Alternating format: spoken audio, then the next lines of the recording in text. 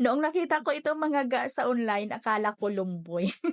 Yun pala ito ay masarap na donut balls na may palaman po ito sa loob. Kaya tayo'y na-inspired kaya tara na, gawa na tayo. So gawa na po tayo ng ating choco dough. So dito gagamit lang po tayo ng bread flour o yung first class flour. Pwedeng gumamit dito ng all-purpose flour at maglagay lang po ako dito ng mga 2 tablespoon ng cocoa powder. 1 teaspoon ng food color na chocolate brown at 2 teaspoon ng yeast at 1 teaspoon ng bread improver. Half cup ng light brown sugar at 1/2 tablespoon ng vanilla extract at 1 teaspoon ng iodized salt. At isang piraso na large na itlog at 1/3 cup powdered milk, half cup evaporated milk at half cup na tubig. At tunawin lang natin muna yung ating mga dry ingredients. Pagkatapos ay basain na natin dito yung ating harina at masahin lang po natin ito. At pagkatapos maglagay tayo dito ng 1/3 cup ng margarine. Pwedeng gumamit ng shortening, pwedeng butter, at pwede ding refrigerated margarine. Yung aking dough na ito ay pinadaan ko ito sa aking dough roller machine. Kayo mga ga, kung wala pa kayo niyan, ay pwede naman na basahin nyo lang ng mano-mano. At pagkatapos ay putulin ko lang po ito sa 15 grams. Yes mga ga, 15 grams lang po ito. Maliit lang po talaga ito at gagamit na po tayo dito ng maliit lang po na mga marshmallow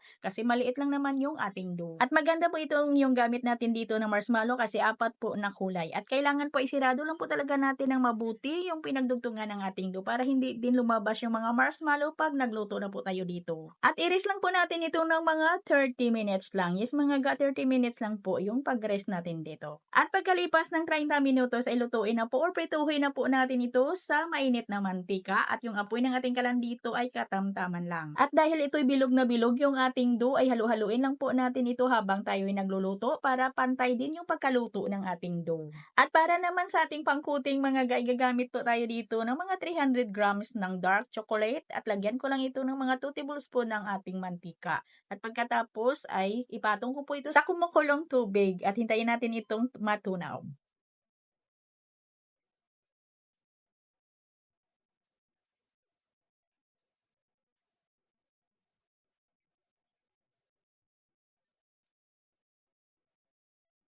At ilipat ko lang ito sa medyo malalim na lalagyan. At saka i-coat po natin dito yung ating mga donut balls. At dito mga ga, gumawa din ako ng white chocolates. Ganon din po yung proseso natin. Tinunaw po natin yung ating white chocolates. At nag-coasting po ako dito base lang po sa aking coasting ha. Pwede natin itong ibinta, 5 piso yung isa. At yung isang plate na ito ay pwede natin itong ibinta ng 20 to 25 pesos.